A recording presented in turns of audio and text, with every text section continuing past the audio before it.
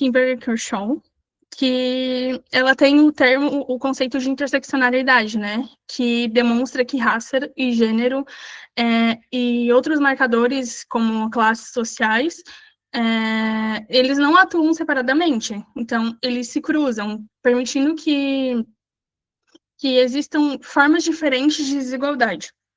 E aí eu também consigo puxar o pensamento feminista negro com a Patrícia Hill Collins, com a Lélia Gonzalez e com a Sueli Carneiro, que a Patrícia, ela mostra, né, que as mulheres negras, elas produzem conhecimento fundamental para compreender como essas desigualdades históricas, elas são invisibilizadas. E a Sueli amplia a discussão e mostra que o racismo também organiza o acesso aos direitos, entre eles o direito à saúde.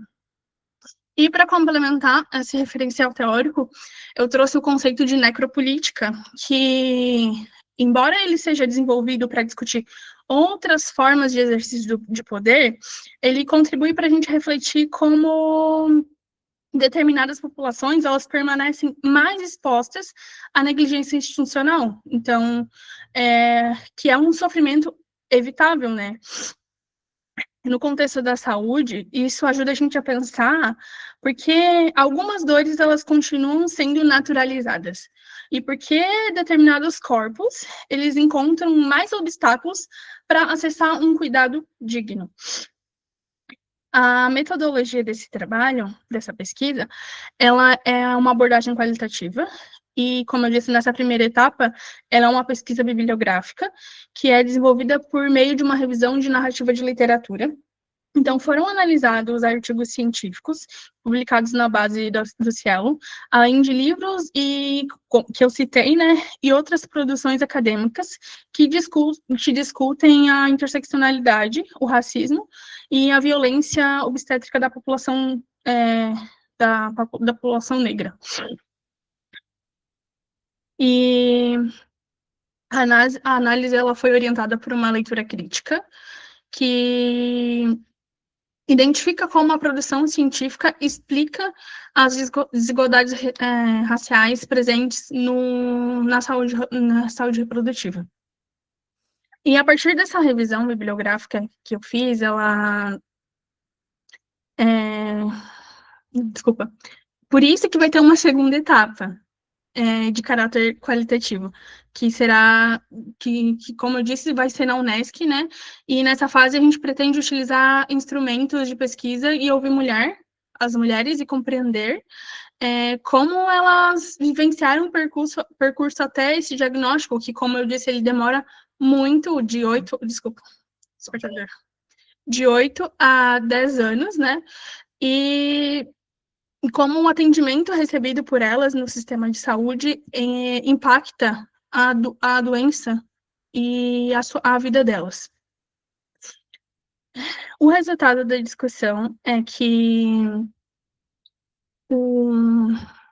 a revisão de literatura, ela me revelou que o diagnóstico tardio, ele não pode ser compreendido apenas como uma consequência da doença, que os estudos, eles apontam que a construção histórica do cuidado e as desigualdades, elas influenciam quem é ouvido, quem tem sua dor legitimada e quem consegue acessar o diagnóstico em tempo oportuno. Então, a partir da interseccionalidade, a gente compreende que a raça e o gênero, eles se articulam na produção dessas experiências. Então, a gente consegue compreender que essas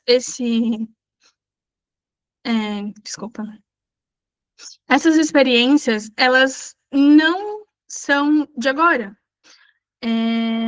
não são recentes, elas fazem parte de uma história marcada pelo racismo, pelo sexismo e pela invisibilização dessas mulheres negras.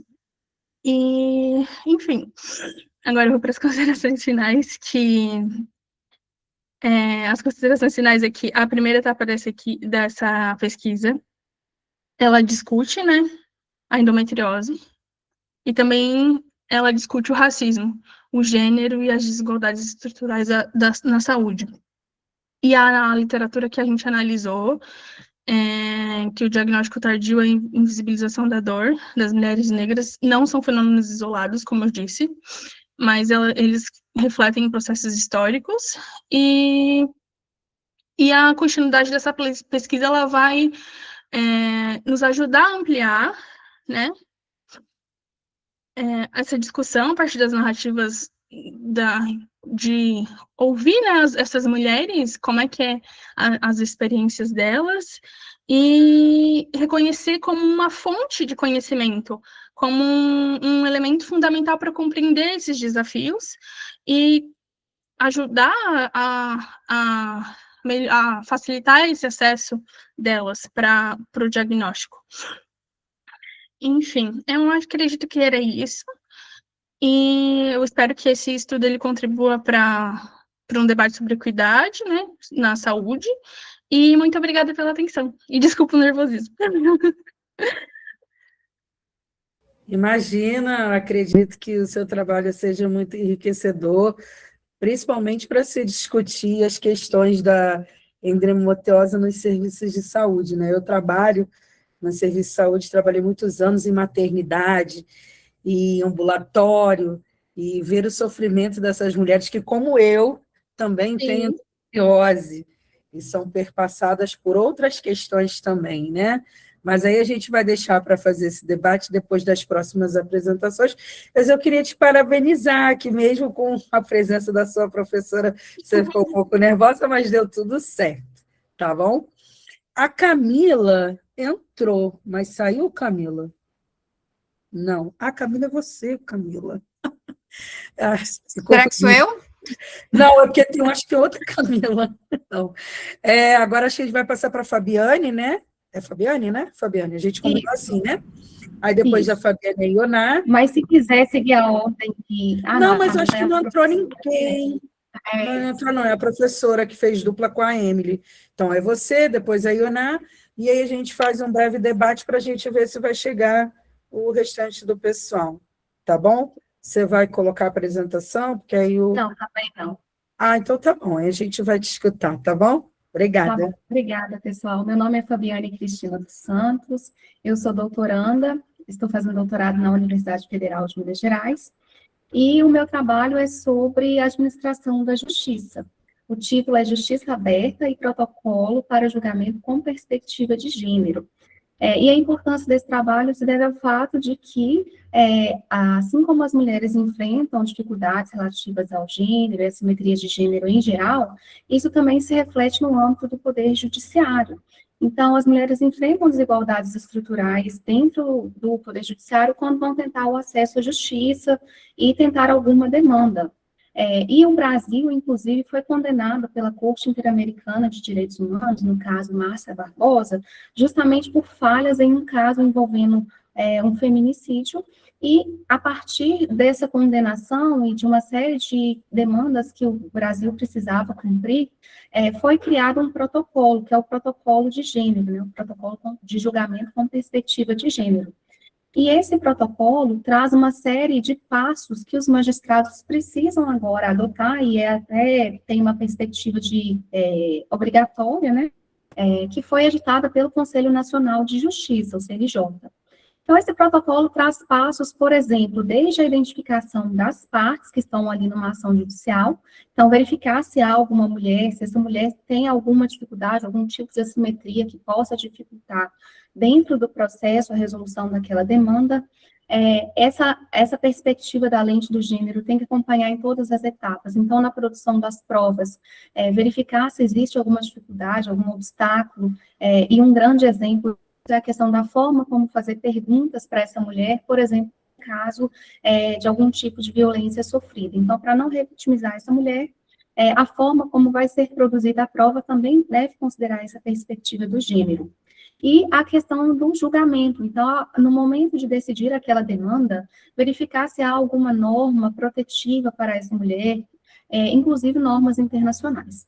Então, foi criado esse protocolo, e o objetivo desse trabalho é fazer uma análise de como tem sido aplicado se é viável enfrentar essa cultura de discriminação das mulheres e assimetrias de gênero que elas possam sofrer, quanto aos diferentes marcadores, né? Então, a gente tem uma mulher que exerce determinado trabalho, tem determinada idade, e a questão do gênero. Então, essa perspectiva interseccional. E quanto ao aspecto metodológico, para fazer um recorte, hoje esse protocolo de julgamento, ele foi associado a um site que dá ampla publicidade a demandas, processos, né? Então, sentenças e acórdãos dos tribunais, em que houve a aplicação desse protocolo com perspectiva de gênero. Então, é um site que é público, qualquer pessoa pode consultar as decisões que estão lá, e tem decisões sobre diferentes temas, desde processos de âmbito criminal até processos de âmbito trabalhista, que tenham envolvido debates sobre o gênero. Então, fica ali para consulta pública.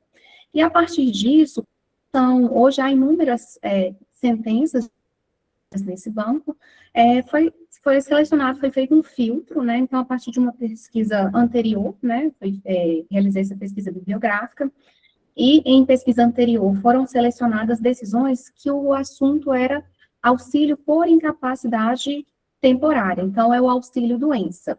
Então, foram verificadas decisões que foram incluídas por todos os tribunais regionais federais, então, foi um critério de filtro também para selecionar as decisões dentro sentenças. Então, foram selecionados todos os tribunais do TRF 1 ao 6, que foi criado mais recentemente. Do TRF 6 ainda não existiam decisões sobre esse assunto. E, a partir desses filtros, né, do auxílio-doença, até novembro de 2025, que foi o recorte, foram encontradas 19 decisões, cujo assunto envolvia mulheres que demandavam um auxílio-doença no âmbito do Poder Judiciário. E qual a importância, né, a fundamentação teórica com relação a essa perspectiva que foi adotada quanto a esse trabalho? O CNJ, ele tem tentado buscar, além de enfrentar essas assimetrias de gênero, realizar uma governança que seja mais democrática, que traga a população para o debate, para acompanhar o trabalho do Poder Judiciário, e também ter um Poder Judiciário que atenda às minorias, que atenda de modo plural a toda a sociedade. E, então, a sociedade passa a ser convidada a participar das políticas judiciárias, né? E isso se alinha a uma perspectiva que tem sido criada recentemente de um Estado mais aberto, de uma justiça aberta. Então, o que seria essa justiça aberta? É uma justiça que se caracteriza por ser transparente, por promover publicidade, por promover uma acessibilidade à sociedade, a essas atividades do âmbito do Poder Judiciário. Então, busca divulgar mais informações sobre suas decisões, informações processuais, prestar contas à sociedade, promover essa informação acerca dos serviços judiciais.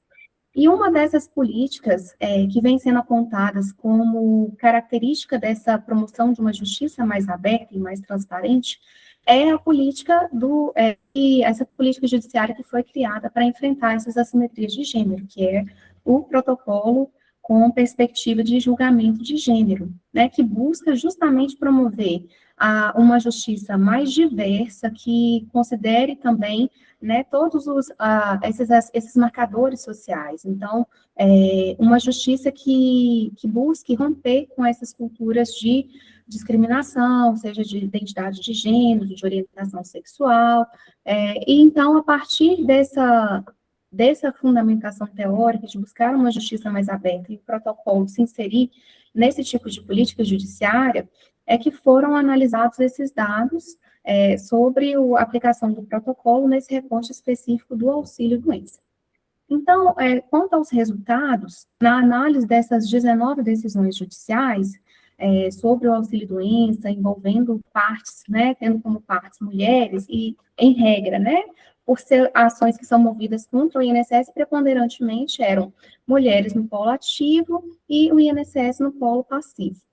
Então, quanto ao Tribunal Regional Federal da Primeira Região, nós identificamos 8 decisões, e em todas elas haviam mulheres como partes, e na maioria desses casos eram mulheres que tinham câncer de mama.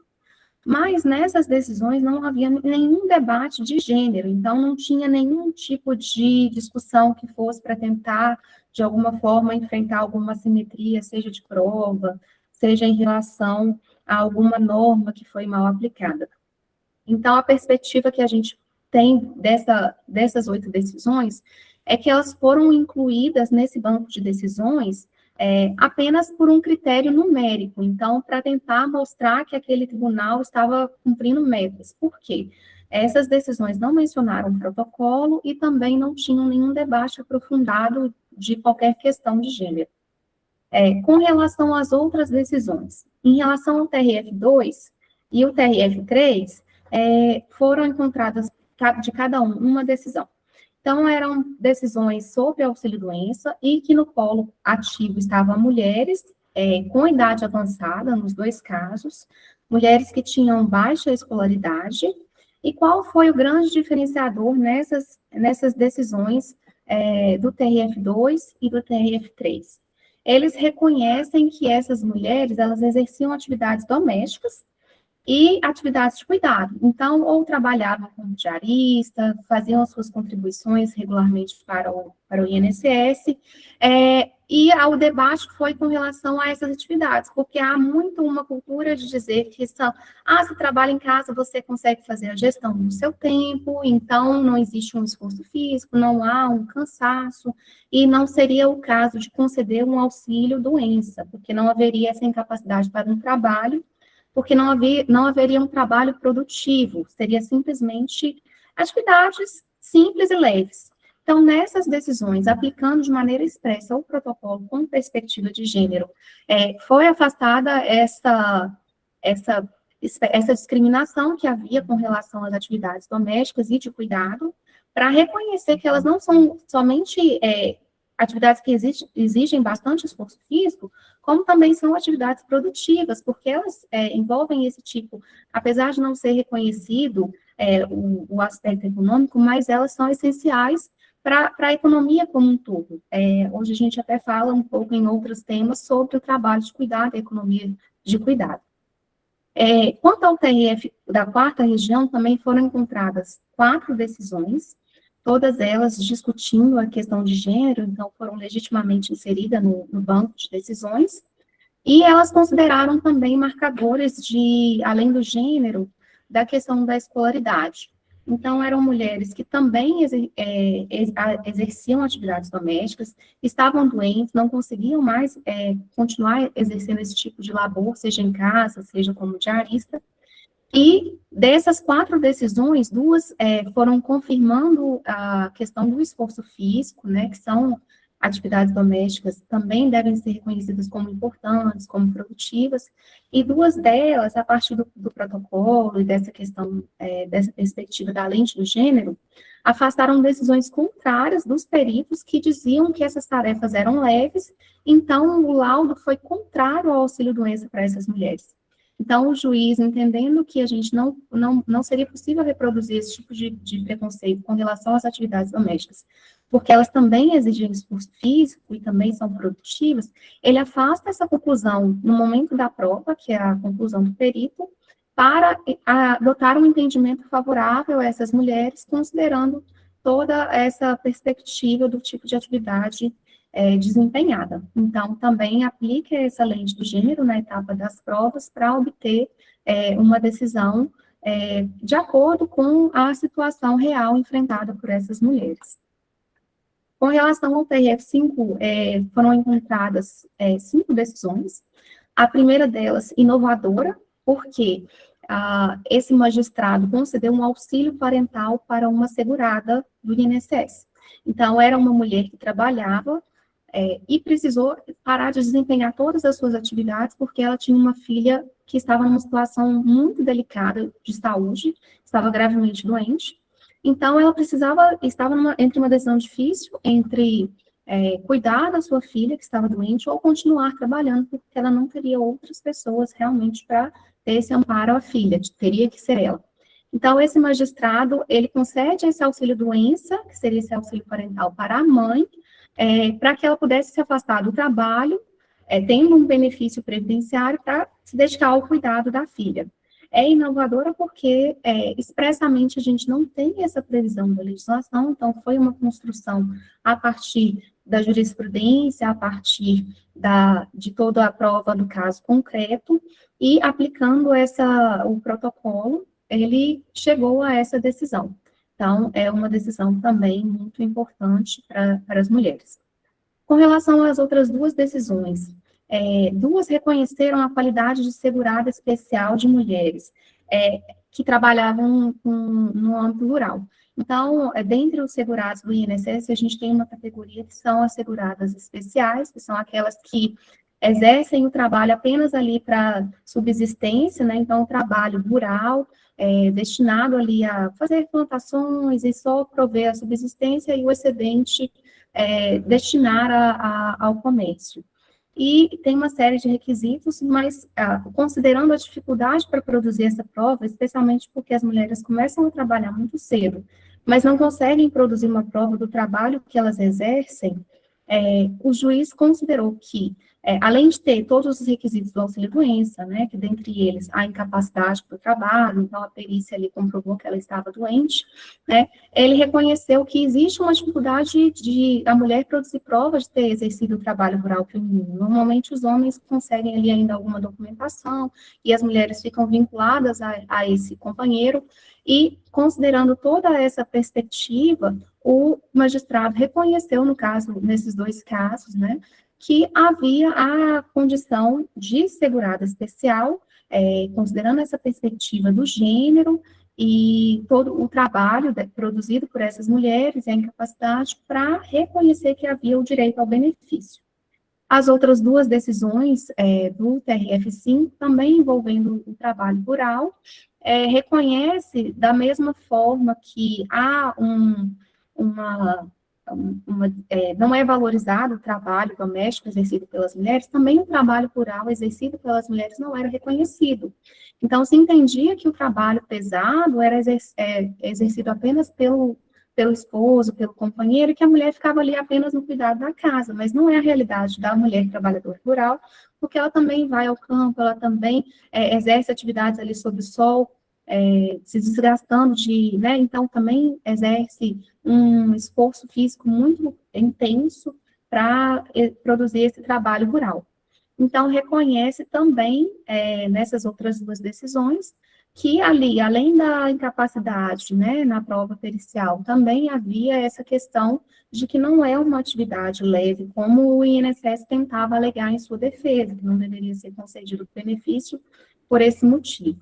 Então, nessas decisões, em muitos momentos, o que se verifica é que houve essa aplicação do protocolo em diferentes etapas, desde a identificação do polo ativo, né, uma presença de uma mulher, quanto na análise da prova, seja para a questão da prova pericial, inclusive afastando a decisão do perito que reproduzia essa assimetria de gênero, reproduzia essa discriminação quanto ao tipo de atividade, que seria leve, não seria caso de conceder o benefício.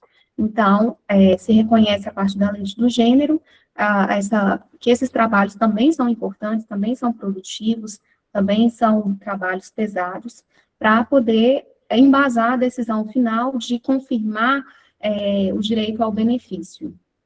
Então, a título de considerações finais, o que foi possível identificar a partir desses dados que foram levantados? Primeiro, o CNJ tem buscado enfrentar essa reprodução, né, dessas discriminações no âmbito do Poder Judiciário, criou esse passo a passo que deve ser observado, e tem esse banco de decisões que é público, que pode ser consultado pela sociedade, então trazer para a participação, para a fiscalização da sociedade, como tem se dado a aplicação dessa política judiciária, uma forma de tentar essa justiça mais aberta.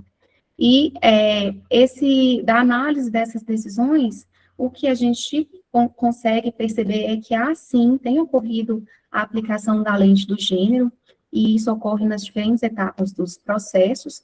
Nesse aspecto, nessa pesquisa específica, foi apenas sobre auxílio-doença, mas existe, né, muitas outras decisões envolvendo o protocolo, que então ainda demanda maiores estudos, mas a partir desse recorte que foi feito, houve sim o cuidado de identificar que havia uma mulher no processo, identificar no momento da instrução se havia algum tipo de obstáculo que poderia impedir essa mulher de ter acesso a uma justiça efetiva, e também foi utilizado para fins de fundamentação, seja da sentença ou do acórdão, conforme o caso, essas normas que tutelavam essas mulheres. E a partir disso, em muitos casos, né, como foi analisado, foi possível afastar estereótipos que, certamente, que se fossem reproduzidos, iam impedir o acesso à justiça a essas mulheres, elas não teriam acesso ao benefício, caso se mantivesse, por exemplo, a ideia de que a tarefa doméstica não é leve e não gera direito ao benefício. Então, foi possível afastar o estereótipo né, de gênero nesses casos. Mas a gente tem um protocolo que ele tem um grande potencial de promover essa pluralidade, de promover transparência sobre a sua aplicação, de como o Poder Judiciário tem lidado com esse tipo de tema, de promover o acesso à informação e até assegurar o acesso à justiça, mas esse protocolo ainda precisa de ser aperfeiçoada a sua aplicação, principalmente a inclusão de decisões nesse banco de dados, porque, como a gente viu no caso das decisões do Tribunal Regional Federal da Primeira Região, muitos foram inseridos ali sem que houvesse um real debate sobre qualquer questão de gênero. Então, nos parece que foi uma inclusão apenas para fins quantitativos, para poder alcançar metas de que aquele tribunal tenha aplicado esse protocolo, mas quando você analisa o conteúdo, não houve nenhuma ponderação quanto a nenhum aspecto. Então, nos parece apenas por ter uma mulher no polo ativo, foi incluído no sistema para gerar esses números positivos para aquele tribunal. Então, tem grande potencial de mitigar essas assimetrias de gênero, mas precisa ser bem aplicado. Então, esses foram os resultados dessa pesquisa. Obrigada. Muito obrigado, Fabiane, pela sua contribuição. Passou aí uns 5 minutinhos, né? Mas acontece, é um assunto muito interessante, essa questão da justiça e o reconhecimento das mulheres enquanto trabalhadoras domésticas, né, no âmbito muito privado, né, das residências, né, até mesmo como trabalhadoras rurais, ajudando no auxílio, né, a compor a renda, a compor o trabalho, né, e muitas das vezes como pessoas centrais mesmo das famílias. A gente vai passar agora para a Ioná, né?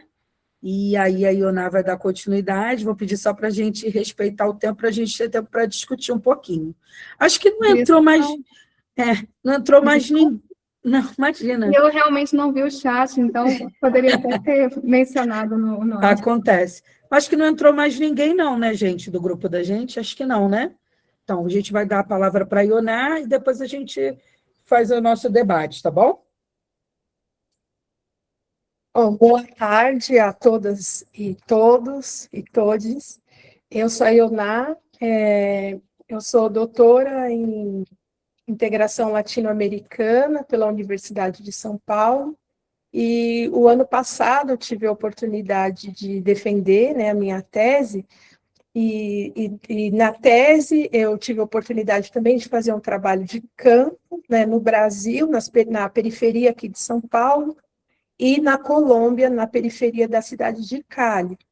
E dessa tese, então, sai a proposta, né, de um dos capítulos da minha tese, é a proposta da minha reflexão hoje, né, a minha reflexão é sobre modernidade, colonialidade e pobreza, né, uma reconstrução crítica. Eu também hesitei muito em fazer uma apresentação de PowerPoint, mas como o tempo é limitado, eu acho que vai ser mais produtivo, então se eu compartilhar com vocês alguns pressupostos, né, que me moveram nessa reflexão, nessa reconstrução, nessa crítica teórica que eu fiz, e depois eu também vou apresentar aí algumas conclusões, né, compartilhar com vocês um ou dois achados que eu tive a oportunidade de realizar quando eu fiz essa parte mais teórica da pesquisa, né? Então, a minha pesquisa ela tem como objetivo analisar a pobreza, né? E aí a pobreza da perspectiva das mulheres negras, chefes de família, em duas periferias latino-americanas, na periferia de São Paulo e na periferia de Cali, na Colômbia.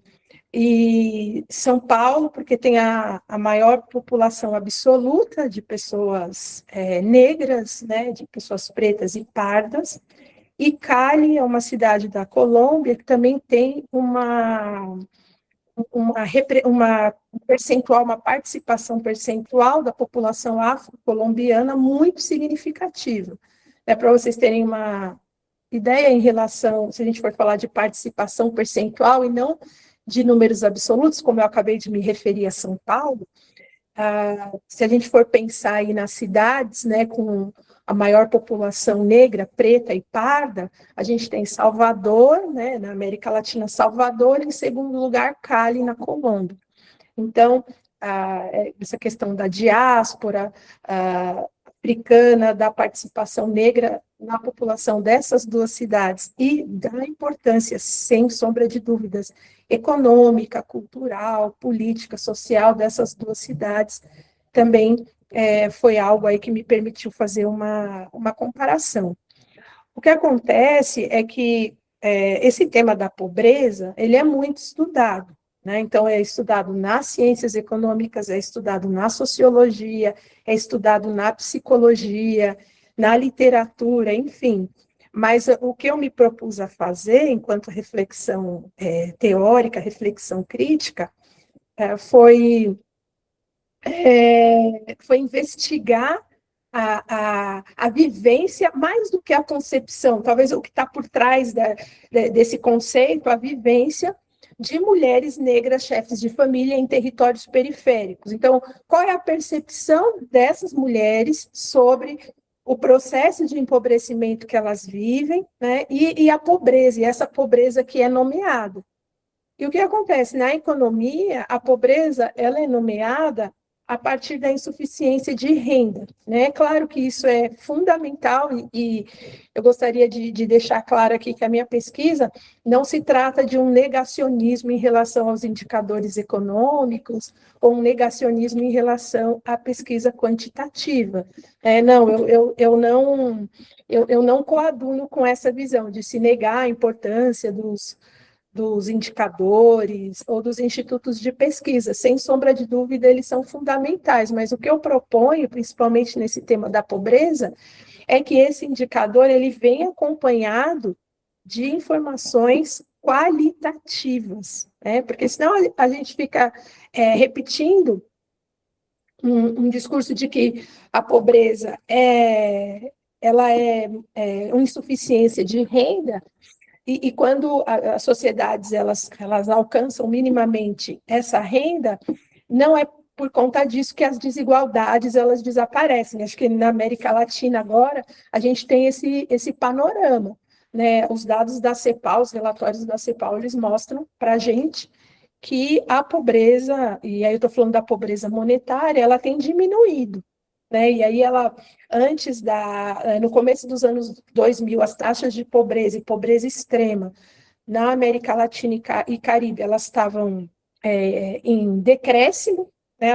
De maneira geral, elas apresentam um movimento decrescente, aí chega a pandemia, elas crescem muito, né, por conta de toda a situação que a gente viveu na pandemia, e agora a gente está em um momento de recuperação, né, as taxas de pobreza elas têm diminuído, né, inclusive a pobreza monetária, a pobreza multidimensional, e aí por isso que é importante a análise interseccional, porque quando a gente cruza esses dados, né, que são gerais, com marcadores sociais como gênero, raça, território, idade, aí a gente já começa a desenhar um outro perfil em relação à pobreza. Por exemplo, a gente chega, no caso aqui no Brasil, a gente chega à constatação de que as taxas de pobreza têm decrescido, é verdade, isso tem acontecido mesmo por conta de uma série de fatores,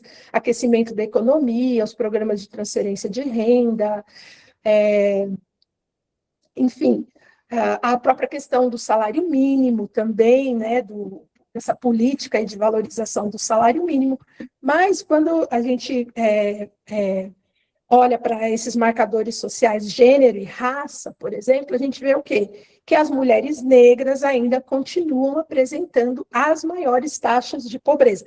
Essas taxas têm decrescido? Tem, mas elas têm uma participação, quando a gente olha para as outros grupos raciais, ela tem uma participação muito significativa, né? Então, as mulheres brancas, por exemplo, elas estão reduzindo muito mais a pobreza do que as mulheres negras, né? E aí, se a gente for pensar naquela pirâmide, né, os homens brancos no topo, então, com as menores taxas de pobreza, depois as mulheres brancas, depois os homens negros, e na base, as mulheres negras, né? Então, quando a gente... Obrigada, Lucas. Quando a gente elabora, né, essa análise interseccional, aí a gente vai desenhando um pouco mais, assim, acurando um pouco mais o que significa essa pobreza, né? E eu me propus, né, nessa investigação, mobilizar um arcabouço teórico, um referencial teórico, que se situa dentro dos feminismos, né? E aí eu estou falando do feminismo afro-latino-americano e do feminismo decolonial, para pensar essa questão da pobreza e como essas mulheres negras, chefes de família de um território periférico, como elas percebem essa pobreza na vida delas, né? E esse feminismo decolonial, ele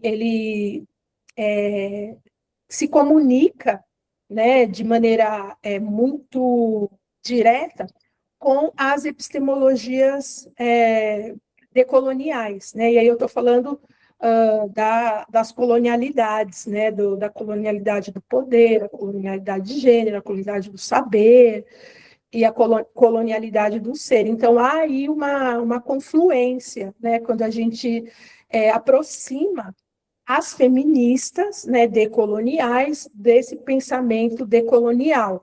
E também o feminismo afro-latino-americano.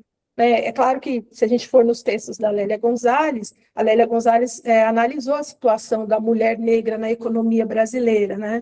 Então, da questão da desigualdade, das assimetrias, né, de gênero e raça, mas a Lélia Gonzalez não usa, por exemplo, a palavra colonialidade, ela fala de colonialismo, né? Ela não usa a palavra interseccionalidade, ela fala de simultaneidade de opressões, né? Mas que a gente sabe aí que vai ser, que toda essa discussão preparou o terreno para que em 1990 a Kimberly Crenshaw formulasse, né, dentro de uma situação muito específica, que foi a questão de um problema jurídico que ela enfrentou nos Estados Unidos, né, dela formular o conceito de interseccionalidade.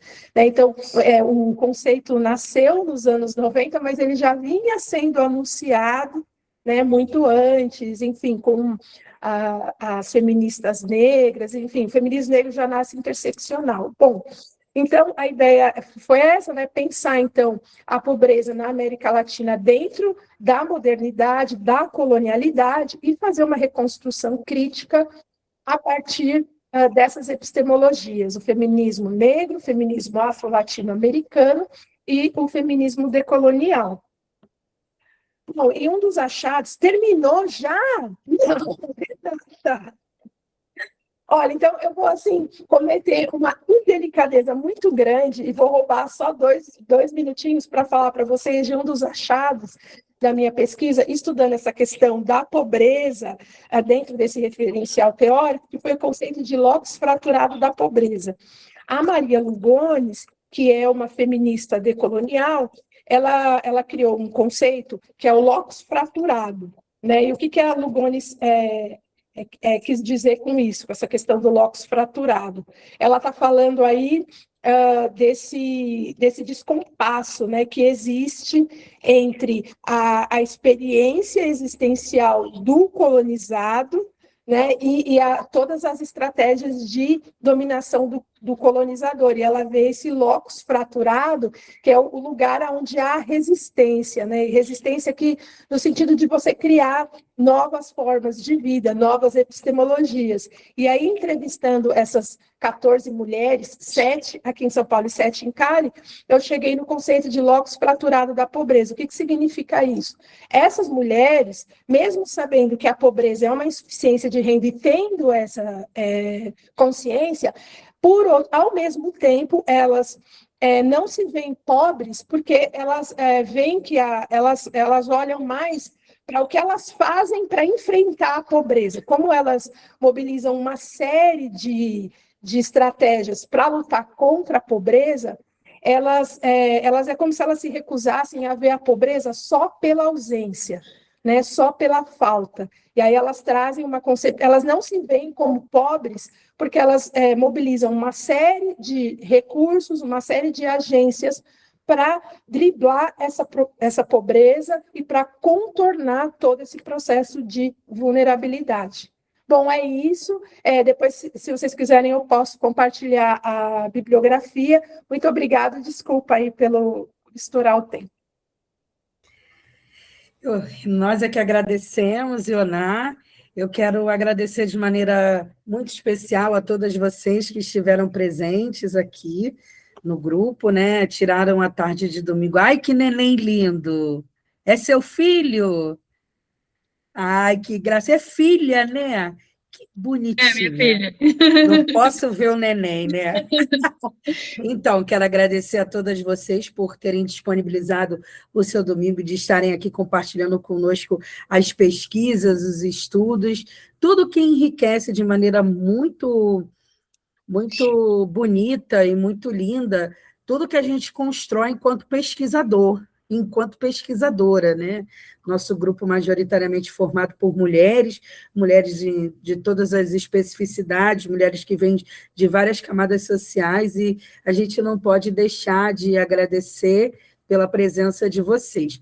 Eu vou fazer breves considerações, porque eu acredito que o trabalho de vocês são trabalhos assim que versam muito com a temática do nosso grupo, né? Que é um grupo que fala sobre essa questão das escrevivências, né, dos ecos do passado, das memórias, escrevivências e fios ancestrais, principalmente porque todas vocês, de alguma maneira, trouxeram a interseccionalidade e as construções dos estudos negros na trajetória da construção das suas epistemes teóricas.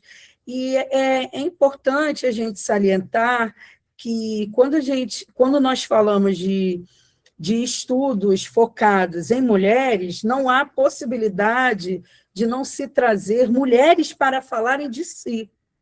Mulheres que construíram história e que, por muito tempo, foram relegadas dentro do fazer acadêmico às suas próprias histórias, né?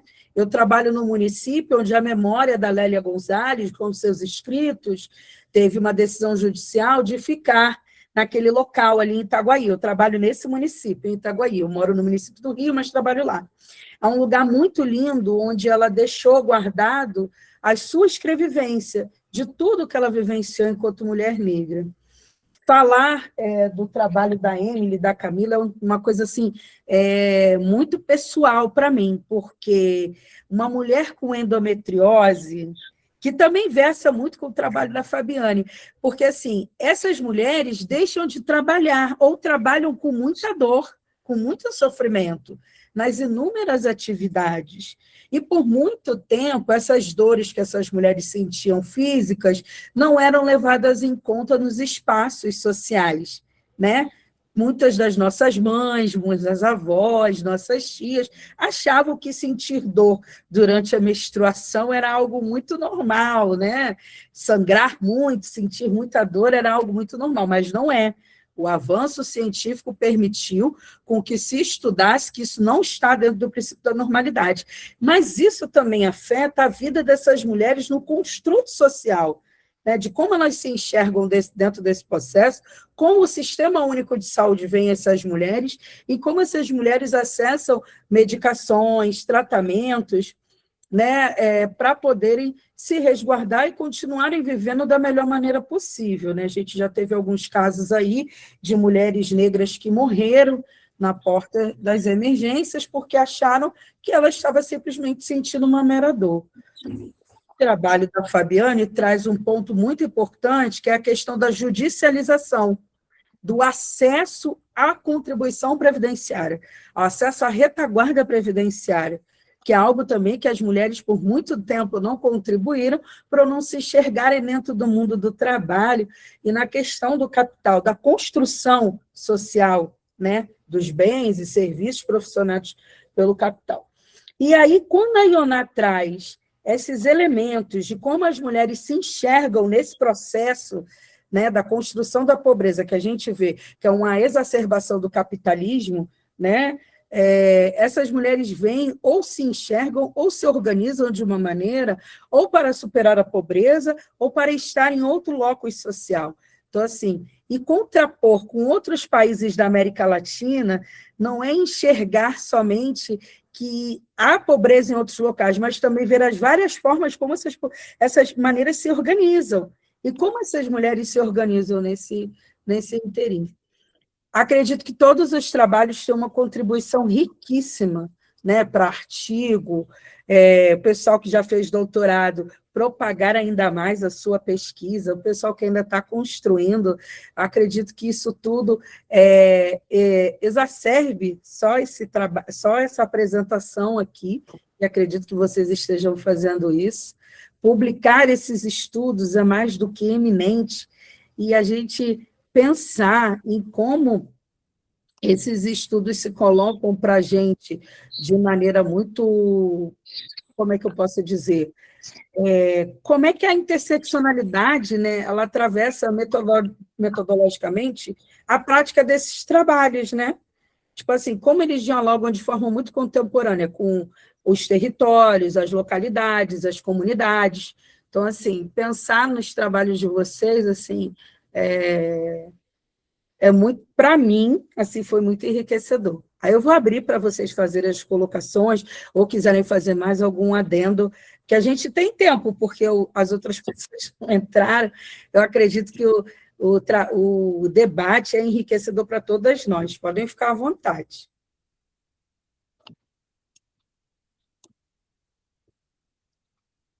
Ninguém, gente? Eu gostaria, se a Iona, às vezes, quiser mencionar brevemente para a gente o segundo achado dela, né? Que o tempo dela tinha estourado, quem sabe ela consiga fazer uma breve sinopse para a gente, né?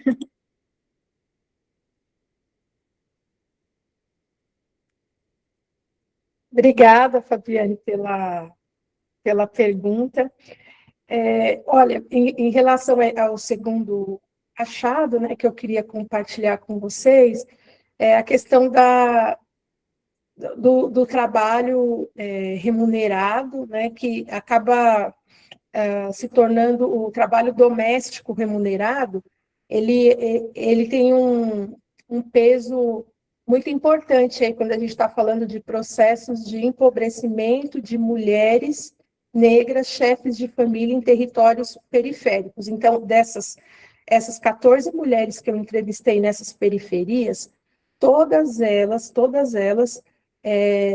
já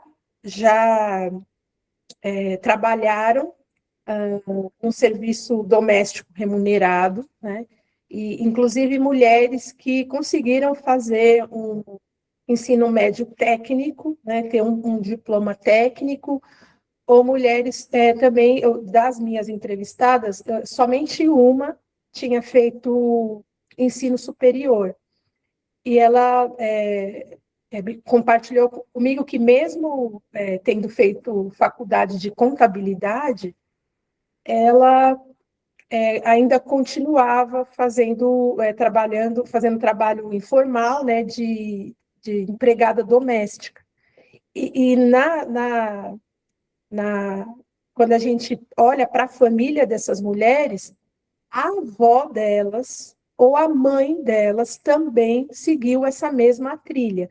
Então, o trabalho doméstico remunerado é essa herança que elas vão recebendo, né? Algo que vai se transmitindo, né, de geração para geração. E é muito difícil elas conseguirem se desvincular desse trabalho doméstico remunerado, mesmo quando elas conseguem aumentar o nível de escolaridade, os anos, né, de escolaridade. Aí a gente vê também como o racismo, e aí quando a interseccionalidade do racismo, com a questão do gênero, a questão do território, né, como essas opressões simultâneas, elas acabam contribuindo, né, para que esse trabalho doméstico remunerado faça parte da trajetória de vida dessas mulheres, né, e, consequentemente, né, a gente está falando de um trabalho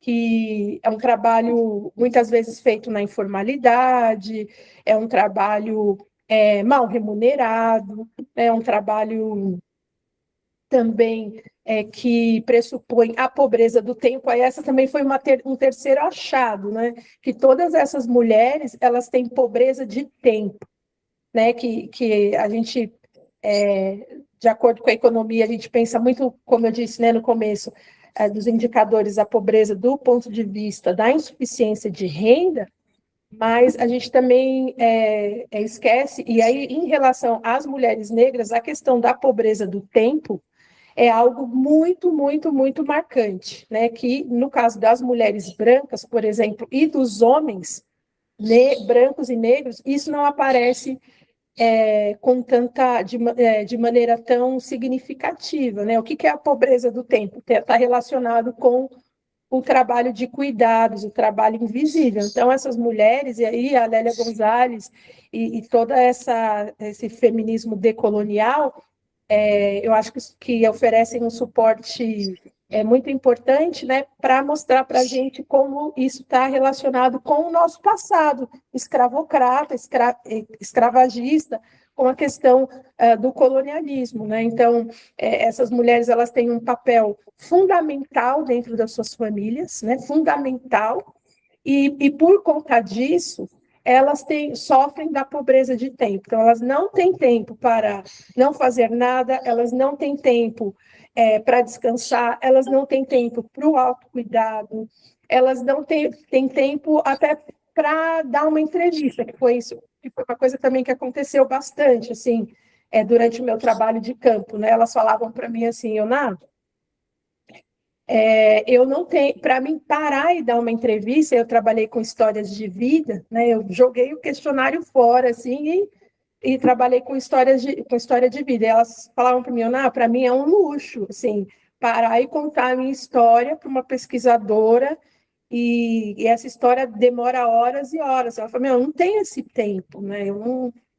Olha, eu não consigo. Elas falavam assim, não dá, eu não tenho nem tempo de pensar sobre a minha existência, né, por conta dessa questão. Então, eu acho que então, os achados eles vão muito nesse caminho, sabe? De como a gente precisa pensar nas especificidades da mulher negra, né? E dessa mulher negra dentro de um território específico que é a periferia.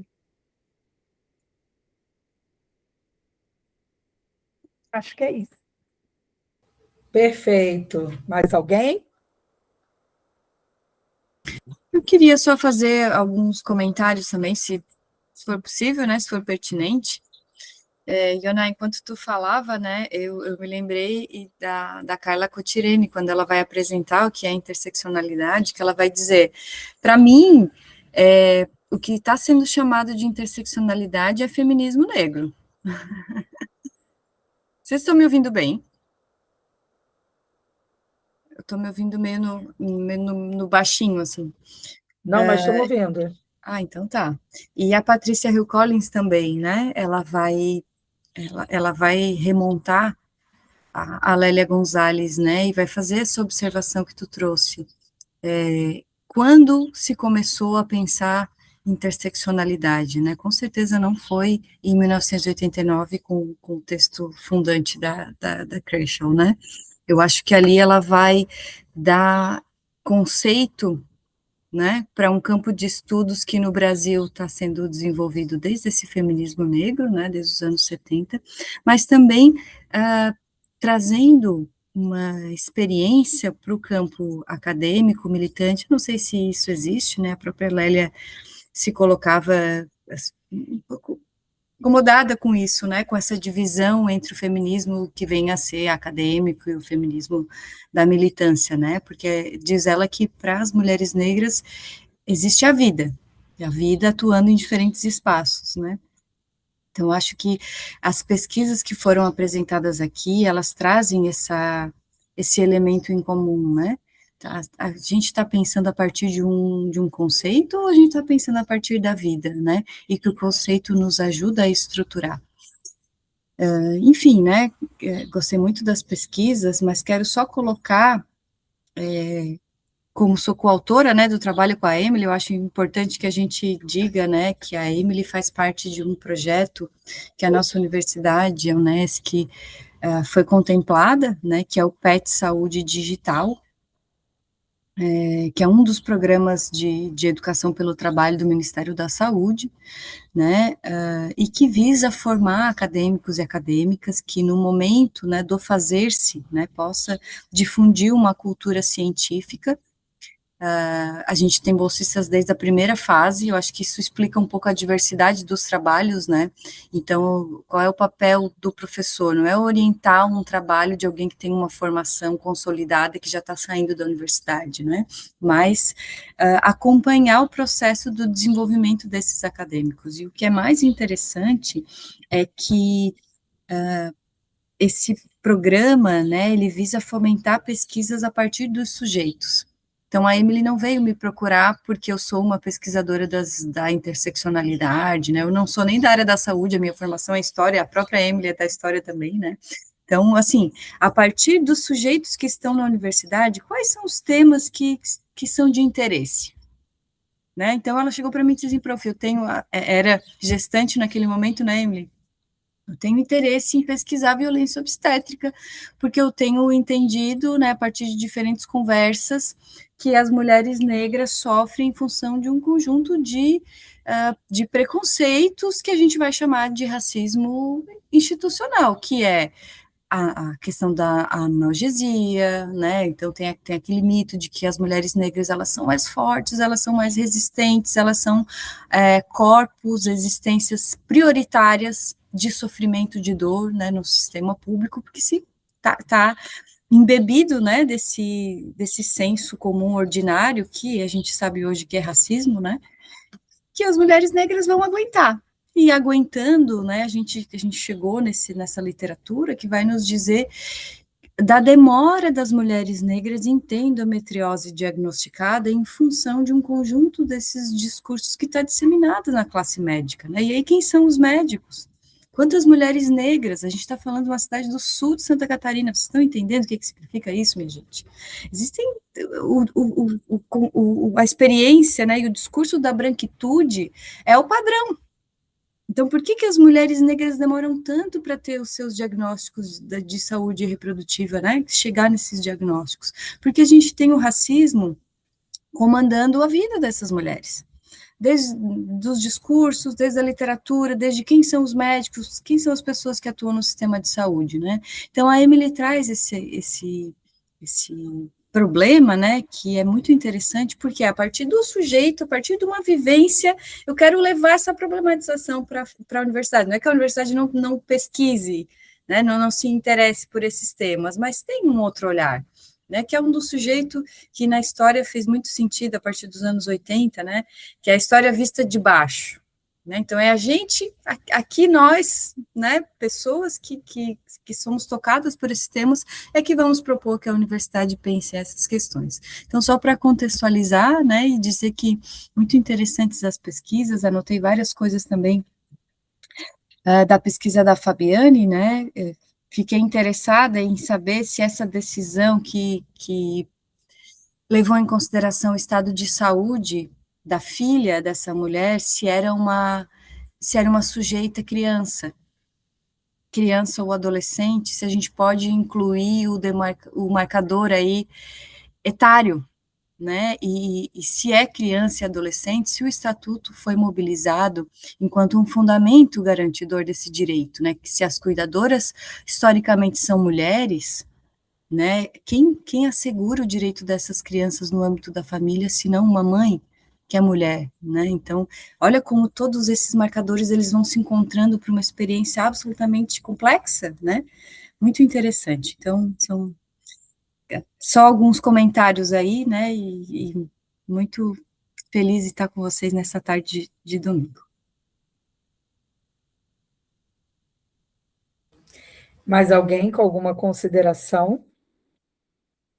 Eu queria só agradecer e complementar, né, a sua pergunta, que sim, né, era menor de idade, não vou saber precisar a idade exata, e que o ECA foi, sim, um dos fundamentos, né, então eles conciliaram tanto o protocolo quanto o ECA, né, e as normas a princípio da dignidade humana, né, e a proteção ao menor, à infância, foram fundamentos, sim.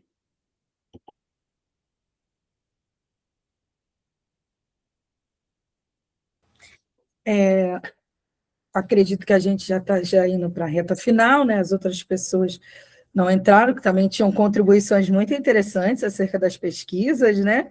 Pesquisas muito ricas. É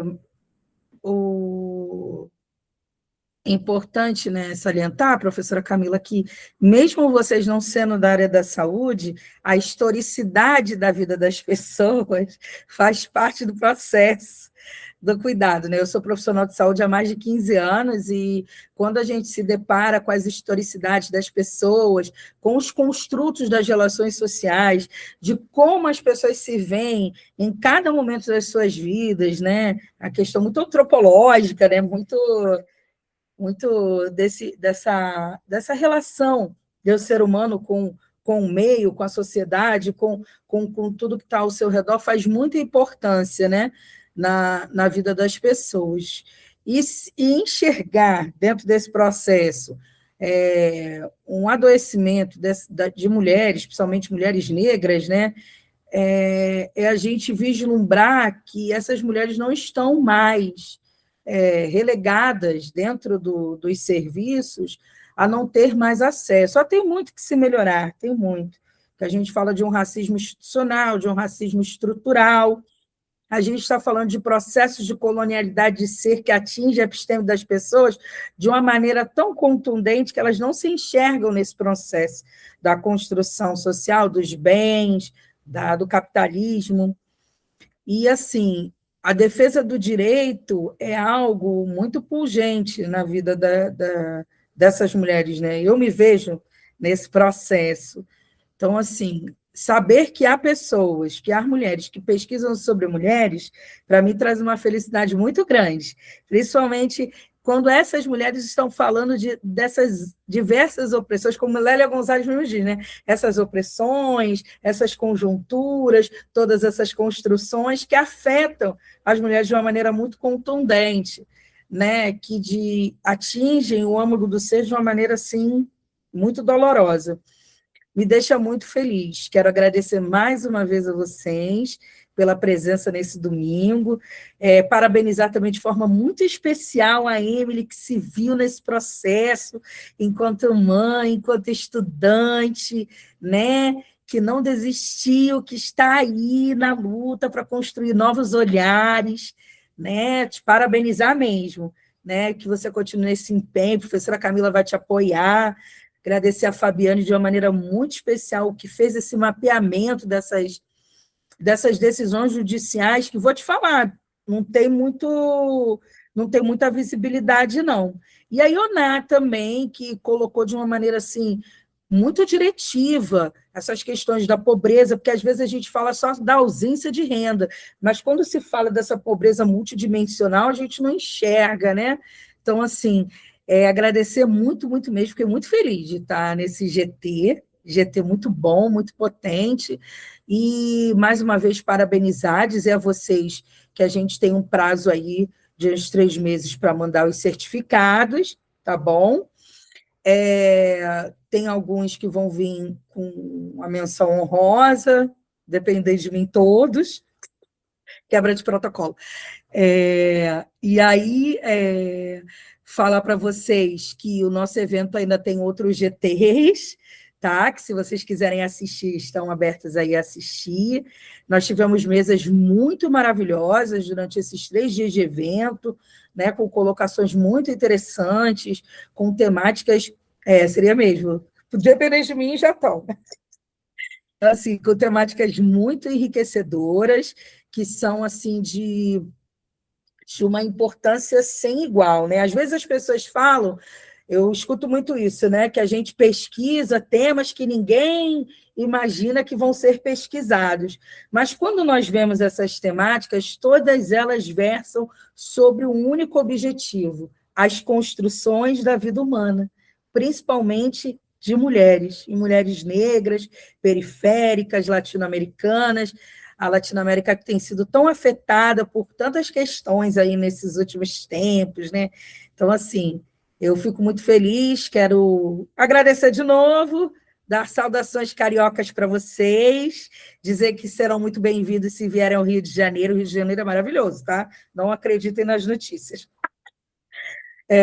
Venham, nos visitem, tá? E, assim, dizer que os estudos, que não se percam as pesquisas, que as pesquisas continuem, se deem continuidade, né? Escrevendo, divulgando, porque o saber acadêmico e essas pesquisas, né, que são refutações científicas, elas, nesses últimos tempos de fake news, de ataques à ciência, porque nós somos ciências humanas, né? Elas têm sido muito afetadas. Então, assim, que se continue nesse processo. Muito obrigada. Passo a palavra para o Lucas. Obrigado, gente. Obrigado aí pela participação, foi muito boa. Eu só vou precisar tirar um print da tela para a gente mandar no...